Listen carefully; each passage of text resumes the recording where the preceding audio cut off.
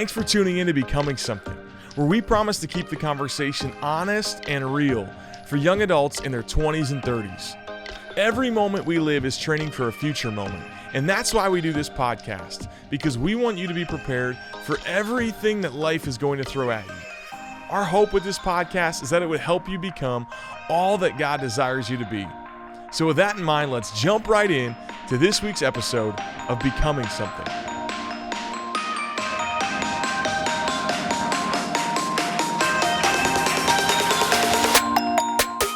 What's up, podcast world? It is your boy JP. I'm here in the podcast studio with Kathy Davidson and Nathan Hilgenkamp. Hello. And we are here to talk with you today about sin. Oh my gosh. No, we can't start like that. why You gotta not? give the people what they want. What do they want? Well, okay. Give them what they want. Here's what, I don't know if this is what they want. It's for sure not. My wife just texted me. She's like, hey, let me know if a tornado is coming. What? So I don't know if we're about to How die. are we supposed to let her know? I don't know. Like, do you guys know? Are we under a tornado warning? Or like, tornadoes in December? We should call her. Let's call her. Can we call her? sure. Yeah. I mean, are we like, Is I it feel like this is bad? one of the safest places in the church Well, to be. yeah, but not your wife. Do you know where you? We are on a tornado watch. Are we really? Yes. Wow. That Which is one's wild. the worst one? Warning or watch? Yeah, warning's Oh, we're worse. fine. Tell her we're You fine. sure she's okay? We can call her. Yeah, I think so. Yeah. Should I answer We'll find not on out. speaker first? No, you're fine. Did she? She just texted Panic. you. She's not going to answer me. Yeah. She's like, what's he calling for? I should have texted her and given her a heads up. JP. Hey, you're on speaker. You're on speaker. I was about to say, if I'm about to be on the podcast, We would Hi, never do that. Allie. Hey, what? you would never. What's going on? There's a tornado outside? Are you being serious? That's what Nate just said. You texted him about a No. tornado, and I said the podcast people need to hear about the tornado if there's a tornado outside. I said there's not a tornado outside, but we are under a tornado warning. So Warning honestly, is every time it comes bad. up, I always Google warning versus watch. Which one's scarier? So I think we're fine. But You feel good? Wait, is- okay. anyway, I'm glad Nate is keeping things under control and is calm and contained. So No, he left. Adelie, here's the. He's not he's even. gone? No, he like ran out the door. He said, "There's a tornado," and just ran away. The thing Okay. is like we're recording an episode, so we're actually not going to be helpful if there's a tornado. We need you to tell us. Yeah. if So there is one. you That's tell your us. Job. Will you call me back if there is a tornado? yeah, totally. Nate- totally. Nate's- That's my role. Nate's right here. Hi. He's back now. Okay, thank you for taking out. We were wondering if you would answer my call, so no I appreciate problem. Well, it. As long as I'm not on the podcast, then it's totally Yeah, fine. for No, sure. we would never for do that sure to not you. on Yeah, of it. course. Okay, thank you. Bye. I love you. I am surprised she answered because it's like you've been bothering us a lot recently, and it's been frustrating. So I'm like, I'm surprised she's not like, hey, we need space. Like you've come over. You have. I mean, it's over. It's been a little too much. So I'm glad Whatever. she answered. Whatever. I live. I don't want to mean- hear how close you guys live to each other. I mean, it's so literally annoying. like 50. I don't know how many yards. I'm not good at this. I don't know. I mean, maybe it's closer to 100 yards. 100 but yards. Like, 100 yards from his house. He has never just come over ever once. Never. I don't think Nate likes to do that. It's I hard- think he likes it's hard to to just get be there. at home. Like I have to cut through someone else's yard, and I don't know if we're in Texas. I don't know if they have guns. So No, it's just my yard. well, it's My yard basically is 10 feet, Right. literally 10 Yes. feet from the street. You have Right. to walk 10 feet Right. to my yard. that is true. Unbelievable. Are you gonna ever fence that? I hope you don't. I don't think so. I Let's go. can't afford a fence for that. That's amazing. Okay, Oh, so you said man. we're gonna start off talking about sin. Guys, good news. No tornado. There I we know go. y'all were hanging in the room there. Beto's not going anywhere. So okay, we got a new year up ahead, and this It's sounds like here. a sad resolution, but it's like. Should the resolution to not be to sin, is that even possible? That feels like you're starting an impossible battle. 2023 is your Wow. year to not sin. That is a weird. Let's go. Do you believe that?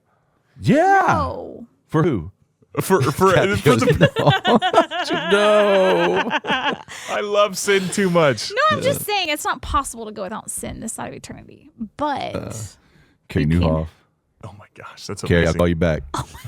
this is the Most ridiculous. That's hilarious. What'd you say? Tornadoes scaring you off. We should answer.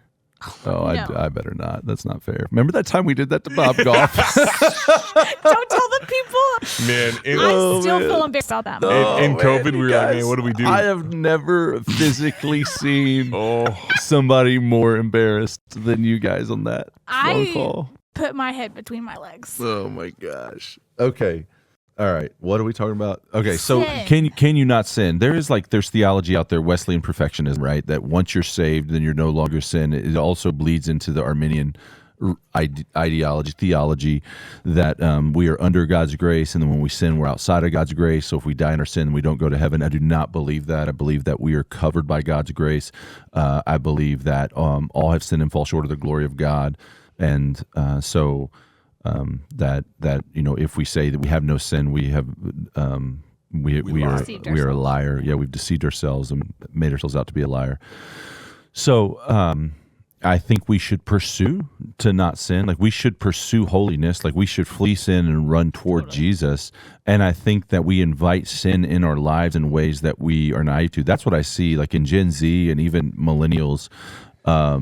I just see this comfortability under the banner of, well, I don't want to be legalistic. I want to be in the world and not of the world. And so in all of that, on a regular, you're getting drunk. On the regular, you're watching nudity. On the regular, you're listening to, profane things. You're saying profanity. You're gossiping. You're lying. You're cheating. You're stealing. All of that is just normal in your life. And you're like, well, I don't do it but I'm not as bad as that person. And you're really missing out on the righteous life that God desires for you.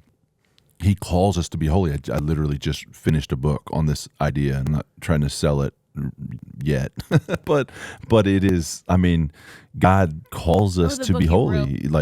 So I think this idea of the pursuit of holiness is like a lost art amongst a generation. And he says, be holy as I am holy. And so I do think 2023 could be your year of holiness. Now, there's a taking away and an adding. Today, we're going to talk about the takeaway. The add is, add community, add Bible study, add prayer, add meditation, give God the first fruit of the morning. That would be an amazing resolution. That's going to be so much better than, hey, I want to get in shape. I want to join a gym. I'm going to diet this year. Like, begin to add those things, those spiritual disciplines to your life. And let this be the greatest year of spiritual growth for you. Surrender to God, fast. But what we want to talk about today is really just this idea of what does it look like to give the devil a foothold? And I want you to be able to identify how you're doing that. Does that make sense? Yeah. Yeah. I do think there's like a shift. Back when maybe we were growing up, the trend was like legalism and like avoiding the world. And it is like the pendulum has swung completely the opposite, where we want to be a part of the world. We want to know the inside jokes. We want to watch the same things that non-Christians watch and be entertained by those same things. And in so doing, I do think we've opened the door and given the devil a foothold. But what does that even Why do y'all think mean? that is? Why have we shifted? Yeah. Well, it's just even as we're talking about it, it's like, I don't know. I'm forgiven. I'm going to heaven. And I understand that sin is bad, but it doesn't necessarily make my life bad. Like sometimes sinning makes it more fun and more enjoyable. Yeah, this is the verse, Ephesians 4:27. And do not give the devil a foothold. Anyone who has been stealing must steal no longer, but must work, doing something useful with their own hands, that they may have something to share with those in need. Do not let any unwholesome talk come out of your mouth, but only what is helpful for building others up so that it may benefit those who listen. Think about that. Do not let any unwholesome talk come out of your mouth. And so that bar feels so high. And I think that is the message that is lost in Christianity today, that I am to pursue. We just kind of hide behind, nobody's perfect. Yeah, I can't do it. Why even try? I can't just be perfect. And it's like, man, it is. Therefore, each of you must put off falsehood, speak truthfully to your neighbor, for we are members of one body. In your anger, do not sin. Do not let the sun go down in your anger, and do not give the devil a foothold. And so I was just kind of reading before that for context. So let me just experientially, let me share something. So somebody had recommended a show to me, a TV show, and I was watching it, and as I was watching the show, there was this guy and this man and this woman started making out, and they lay down, and in the back of my mind I'm thinking, oh man, this may be like sexual. I mean, it is already a sexual, but they may like show something. But I'm thinking, no, I don't think this show. I'm thinking this show wouldn't show nudity, and then clothes start coming off. And all of a sudden there's nudity in front of me, right? And it wasn't all of a sudden, because I just shared with you the progression. So in that thought, I have, in that moment, right, I have a dichotomy of thoughts. I have, hey, I should flee. I should turn this off. I should look away. And then I have this curiosity sitting over here. But I just wonder, I mean, surely the camera's going to cut to the next scene and it's going to pan away and they're not going to show anything. Surely they wouldn't. In that, under that banner of curiosity, I'm not fleeing. So I'm not doing what I know to do. I'm not doing what I teach others to do. I'm lingering. That is sin. I'm not doing the good I know I ought to do, right? And then I saw nudity.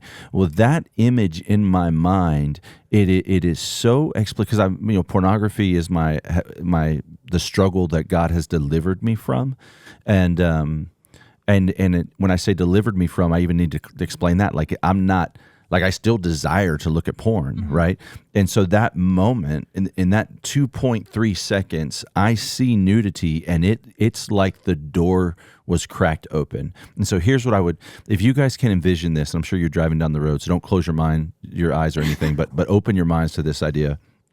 If I'm standing on this side of a door, and on the other side of that door is all my desires to lust, all of my sexual temptation, all of everything that I want to do and pursue in sinful lust.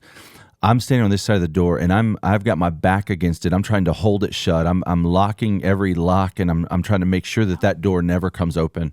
The second I looked at that, I saw that, and it entered my mind through my eyes. It's like I just opened that door and I just left it cracked, and I feel it as a 42-year-old Christian pastor. I feel vulnerable now to this area of lust that I've tried to fight for so long. And so in that moment, go back to our podcast on confession. It's like, I want to confess that. I want to shine a giant spotlight on it. I want the Lord to heal me and to restore my vigilance to fight that. But now, as you're hearing me talk about that, there are some of you guys and girls listening to this that you're like, oh, I see shows all the time that have sex scenes. And you're like, man, why is purity so hard? Well, purity is so difficult for you because you haven't even begun to fight for it. And so if lust is like a really powerful animal, on the regular, you are feeding that animal protein and creatine and steroids, right? It's just getting stronger and stronger and stronger. And so it is difficult always, but you're making it so much more difficult for you than it needs to be. With the movies that you watch, the shows that you watch, the music that you listen to, the articles that you read, what you're entertained by, you're feeding it. And so let this, begin this year to audit your life and say, okay, where are the doors cracked? And maybe your struggle's not lust, maybe it's body image. And it, again, back to the confession one, it can be so vulnerable to confess in the way that, hey, when I look in the mirror, I see someone who is fat. I am so discontent with my body. I think these things about myself. But when you share at that level, like the enemy's grip on your life is loosening, and people can pray for you with greater specificity, and you begin to find even more freedom. And so you want to take those thoughts captive, right? You want to fight even the sins of your mind. I know that. Yeah. Go ahead. Well, I was going to say, we talked about this a little bit earlier, but I hear you with your example, and I think that analogy of the door open makes sense when it's like pornography or maybe body image or like certain, like getting drunk. My sin struggle tends to be my thoughts, like being prideful or insecure or self-righteous. What does it look like to like close the door there? Because I feel like I cannot turn off my thoughts. They're just always present. So what does it look like? Yeah, I think, for a long time, so the scripture says to take your thoughts captive and make them obedient to Christ. For a long time, I thought that was like wrestling them down, be violent, hostile with them. And more, I think it's like be amused by them. So if your thought is like your sinful thought is my body's ugly, or your sinful thought is I'm so much better than that person, right? You wanna rather than I can't think that, right. You want to take that thought and you want to put it on the operating table, right? You just kind of like set it there and say, let me look at this. Okay. I'm so ugly. What is the truth? I've been made in the image of God. That's true. And how can I combat this lie that the enemy's feeding me with what is true? God has made me in His image. He has desires for my life. Like beauty is a man-made construct. Mm-hmm. Like we've determined what's beauty. So I am beautiful to someone. My identity is not in the way that I look. And so if I've been in a car wreck and I've slid, 200 yards on my face and parts of my body have fallen off and they're mutilated by asphalt, I can still not have my identity in what I look like. I can still find joy in my identity in Christ. I was just, on a call with Catherine Wolfe, she's amazing, who is incredible, has such a joy of the Spirit, right? And she looks different than what we would think of naturally beautiful, but she is beautiful because of her identity in Christ, right? Or what the world, I would say, defines beauty. She's different than that, but she is beautiful because her identity is rooted in Christ. And so I think just taking time to make space to have those conversations. Man. That's awesome. No, that's super helpful. Totally. So, go ahead. So, like, how does sin make your life worse? So you mentioned, like, you feel it when the door is, like, cracked open a little bit. Explain what you mean by that. Like, your soul feels that. Yeah, like, it's like now I'm heightened. It's almost like I had a taste of something. I imagine it's like it's like if you had a lion and that lion had never tasted meat. Or how about this? It's like in Finding Nemo, and the sharks are with the fish, this is good. And Dory like bumps her head and gets a bloody nose, and then the sharks are like, "Oh my gosh, that's what fish tastes like." Wow. Sorry, I have a 1.5-year-old. I don't remember that. Dude, when's the last time you watched Finding Nemo, man? I really don't remember that at all. Fish are friends, Fish are not friends. food. Yeah. And then all of a sudden they smell her blood and they're like, we're about to eat you. Yeah. Okay. The 5 and under crowd's gonna love that. Man, that's awesome. This generation loves that movie. That's great, guys. But the lions, right? So it's just like you tasted something. It's like I tasted something and like I fed and it's like, hey, you should go find more of that. Go find more of that. Hey, create space to think about that, dwell on that, look at that, exploit that. And then the Spirit in me is the struggle you see in Romans 7 and even into Romans 8, the flesh and the Spirit. Mm-hmm. It's like the Spirit is like, no, that is what the enemy wants to use to kill you. Your enemy, the devil, prowls around like a roaring lion looking for someone to devour. If you feed him, he's going to hang around. That's 1 Peter 5. Yeah. So that's what so it's just like, what does it look like? I just want to challenge you guys. What does it look like to go through your life and to begin to shut some of those doors that are cracked? How can we do that? How can we do a better job of that? You have to first identify the doors that are cracked. I think some of you hearing this right now, you've grown too comfortable with sin, and it's okay to be like, no, I'm not going to do that. I'm gonna fight that now. I'm a new creation. Like God has come in my life, the Holy Spirit has come in my life, and He's conforming me to the image and the character of Jesus.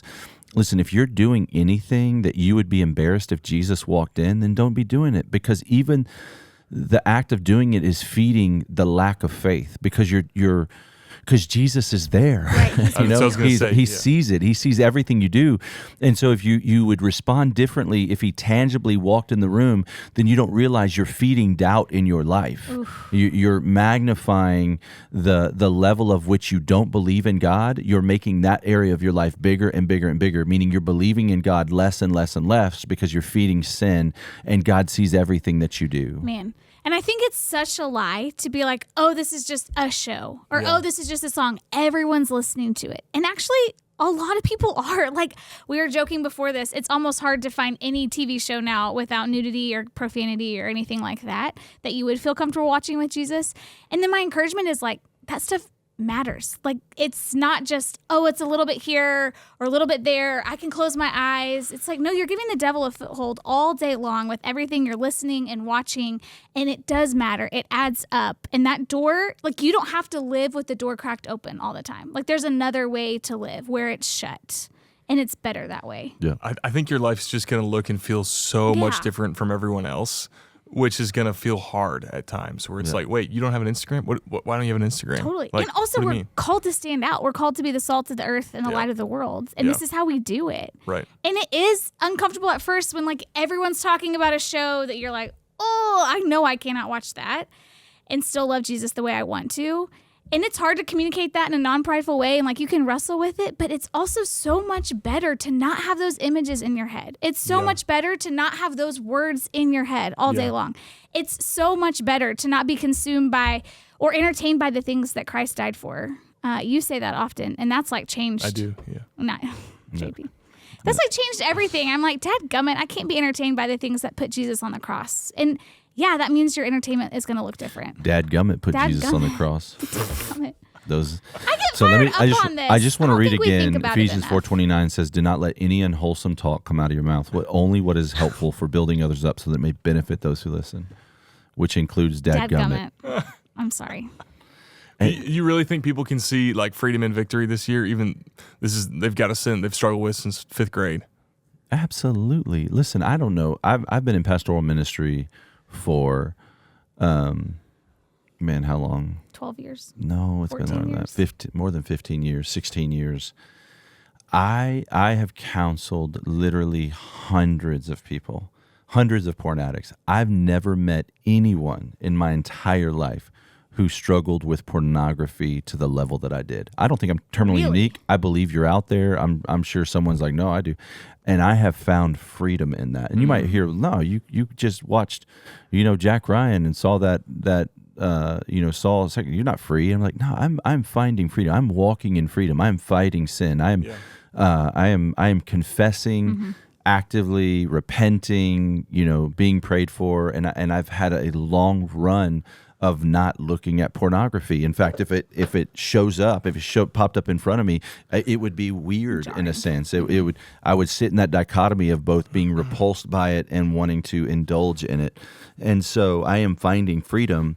And having been an addict, I would tell you this place where I'm at right now is infinitely, indescribably better than where I was when I'm calling in sick to stay home to look at pornography, right? Yeah. And so, yes, there is freedom. Freedom from body image, freedom from intrusive thought, freedom from pride, freedom from alcoholism. Listen, a lot of you got wasted last night.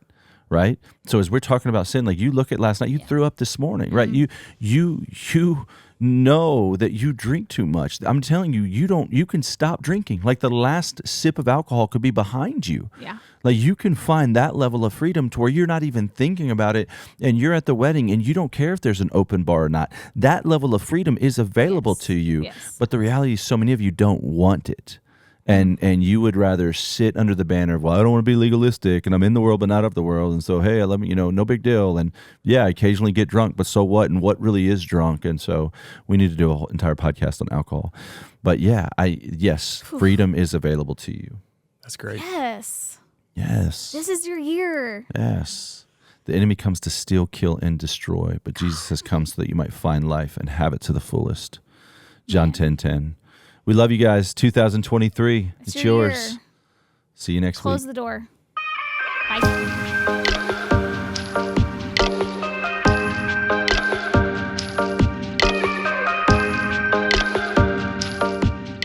Thanks for tuning in to Becoming Something, where we promise to keep the conversation honest and real for young adults in their 20s and 30s. Every moment we live is training for a future moment, and that's why we do this podcast. Because we want you to be prepared for everything that life is going to throw at you. Our hope with this podcast is that it would help you become all that God desires you to be. To find out more, visit becomingsomething.com.